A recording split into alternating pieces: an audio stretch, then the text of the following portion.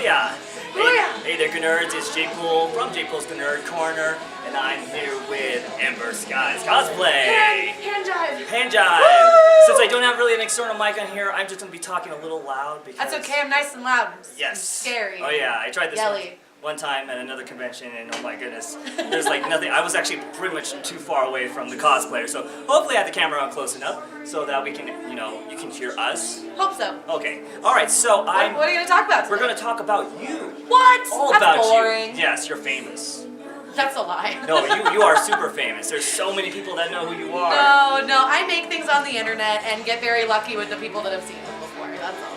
No, I mean you got picked by Marvel. I did. And you got to be in what was that? The Marvel. Marvel Becoming. It's Yes. an online YouTube series where they have costumers come out to LA. They film in a studio with like the real videographers and stuff from the movies, and you transform yourself into a cosplay character that they either have seen you do before or that they request. And they actually requested that I come out and help them with promo work for Guardians of the Galaxy Volume 2. So I got to go out and make Nebula. I had 3 weeks to make the entire outfit. But it was amazing, so I got to go out and have a good time. Yeah, it was awesome. You got to see some behind the scenes look on you putting your makeup on and a little cameo from somebody that's related to you. From my dad. Yeah, from AmberSkies Cosplay. He's a badass. Yes, and he awesome. He taught you everything you know. Is that right? For the most part, yeah. It's a lot of self-taught and a lot of like having come from a long line of artists in my whole family. I'm a painter by trade, and at the end of it all, I just really like to create in whatever way that surfaces.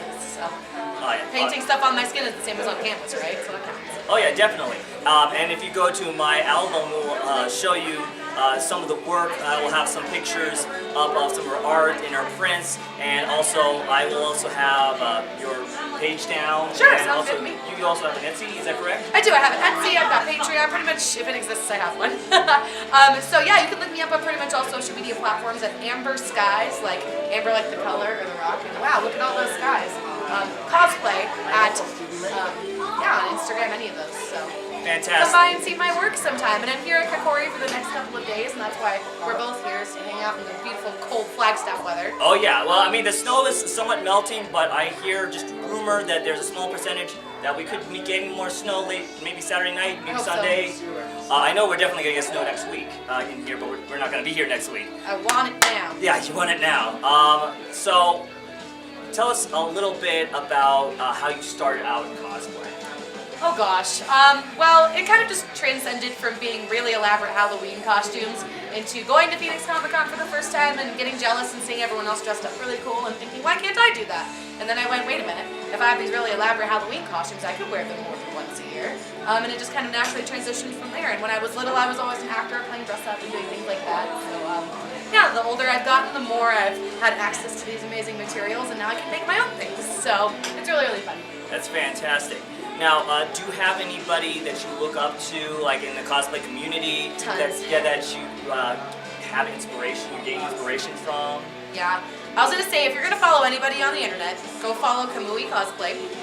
She is an amazing German woman with her husband, and they create the most incredible costume fabrications, prop fabrications out of armor, thermoplastics, and mainly they specialize in LEDs. So anything that glows and shines and is programmed and beautiful and amazing is Kamui, K-A-M-U-I.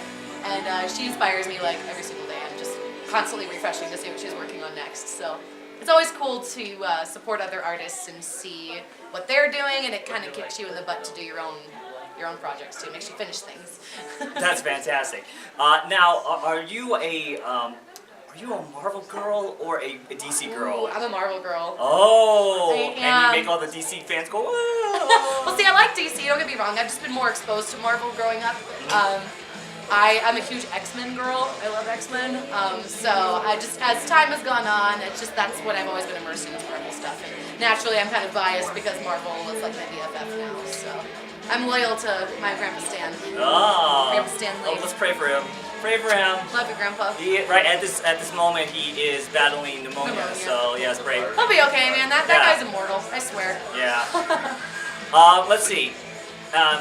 What is your favorite moment that you had at a convention? Like one that you remember the most? Was it like a fan freak out on you, or was it like you freaking out on someone that you've looked up to for a long time? And tell us what your favorite I've one had way too many like amazing memories to boil it down to one, but I would say it's tied. I have had the chance to meet Karen Gillan before, who's the actress in Guardians of the Galaxy, you know, Doctor Who, all of those, who plays Nebula.